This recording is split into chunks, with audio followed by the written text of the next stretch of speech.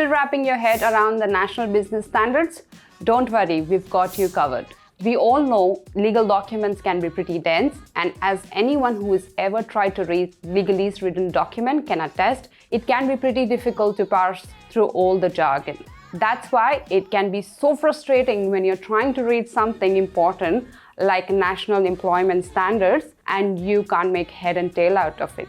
And while we might not all be lawyers, business owners need to understand what Fair Work is trying to say because your compliance is on the line. That's where we come in. We are payroll specialists, and our main goal is to ensure businesses are running compliant and efficient payroll processes. And what better way to do that than to understand the foundation of it all, the National Employment Standards. The purpose of this standard is to provide a safety net of minimum employment condition that all workers in Australia are entitled to. By ensuring that all employers treat their workers fairly and provide them with basic protections, the National Employment Standards help you to create a level playing field for businesses and employees alike. So today's video is all about giving you an easy to understand, jargon-free breakdown of the 11 minimum requirements that all employers must comply with. Let's dive straight in. The NES covers a range of topics such as maximum weekly hours, annual leave, parental leave, and notice of termination, among others. So let's start with the first one. Maximum weekly hours. Employers can only make employees work a maximum of 38 hours per week, unless they can show that working additional hours is reasonable. In most cases, working reasonable additional hours is only allowed if it is truly necessary and would not unduly impact the employee's well-being. The second standard is all about flexible working arrangements. Eligible employees who have worked for the same employer for at least 12 months have the right to request a change to their working arrangements. This means that employees can request things like reduced hours, flexible start and finish times, and the ability to work from home, which you know now is quite a popular request. Employers don't necessarily have to grant every request, but they must give each request serious consideration. Next up is parental leave. Unpaid parental leave is an important employee benefit that can help employees who have to or will have to take care of a child. To be eligible for parental leave, eligible employees must have completed 12 months of continuous service with their employer. They are then entitled to up to 12 months of unpaid leave and the right to ask for an additional 12 months of unpaid leave. Standard number 4 is all about annual leave. All you need to know is that full-time employees can take 4 weeks paid annual leave. This entitlement accrues from the first day of employment.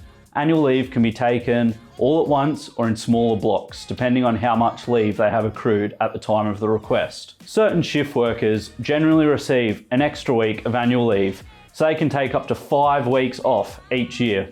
The fifth one focuses on personal carers leave, compassionate leave, and domestic violence leave.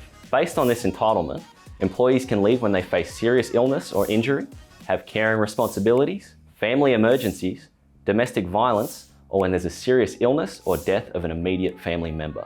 There are a number of different leave days, depending on the purpose of leave, that a full-time employee intends on taking. For example, they can take 10 days paid personal carers leave, 2 days unpaid carers leave, 2 days paid compassionate leave, and 5 days unpaid family and domestic violence leave in a 12-month period. Part-time employees can also take leave under this umbrella, but you'll need to calculate the number of applicable days on a pro rata basis. Next on the list is the community service leave. The NES allows employees to take unpaid leave for voluntary emergency activities and paid leave for jury duty. Voluntary emergency activities are those that employees might do in response to a natural disaster. The number of days that employees are entitled to take will depend on how long they engage in the community service activity. Jurors can take up to 10 days of paid leave. The seventh entitlement is also about leave, but this one is about long service leave in particular. All employees, including casual employees, can take long service leave who have been with an employer for an extended period of time. Depending on state and territory laws, modern awards and enterprise agreements, employees can take long service leave after a period ranging from 7 to 15 years. Standard number 8 is all about public holidays. Full-time and part-time employees can take a paid day off on a public holiday, except if you reasonably expect them to work, and compensate them accordingly to the relevant penalty rates. It's also worth noting that public holidays are dependent on where your employee works, not where they are working on the day of the public holiday. For example, if you have an employee who works at your company based in Sydney, but is in Brisbane for work during New South Wales Labor Day on the 3rd of October, that employee would be entitled to the public holiday for that day, even though it's not a public holiday in Queensland. Okay, so we're nearing the end of the list now. Next up is the standard for termination notice periods and redundancy pay. Employees are entitled to get up to 4 weeks notice of termination and up to 16 weeks of redundancy pay, both based on length of service. Here's the table of notice periods. You can see if they've been working for less than a year, they must be allowed to work 1 more week before they're terminated. This period increases the longer they've been employed at the company. As you can see in this table, the same goes with redundancy pay. As you can see, the longer an employee has been working there, the more redundancy pay they're entitled to receive. But after 10 years, the redundancy pay period declines to 12 weeks after 10 years of service, because these employees are also entitled to long service leave entitlements. Moving on to the 10th NES entitlement, that's the casual conversion one. This entitlement basically gives casual employees a pathway to become permanent employees, whether part-time or full-time.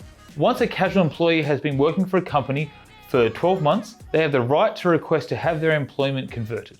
How it works is that within 21 days after an employee's 12-month anniversary, employers, except small business employers, must make a written offer to convert the employee to permanent employment if they have worked there for at least 12 months, have worked a regular pattern of hours on an ongoing basis for at least the last 6 months, and could continue working these hours as a full-time or part-time employee without significant changes. If an employer decides not to convert a casual employee's contract after 12 months, they need to inform them in writing of the reasons why within 21 days. You should note though that you can only refuse a casual conversion if there are reasonable grounds to do so. And then lastly, employers must provide the Fair Work Information Statement to all new employees. It is also mandatory for casual employees to receive the Casual Employment Information Statement. So that's it, the 11 national employment standards. Just a quick one before we wrap this video up. It's worth mentioning that while these standards apply to all employees who fall under National Workplace Relations Systems, there are few limitations on entitlements that apply to casual employees.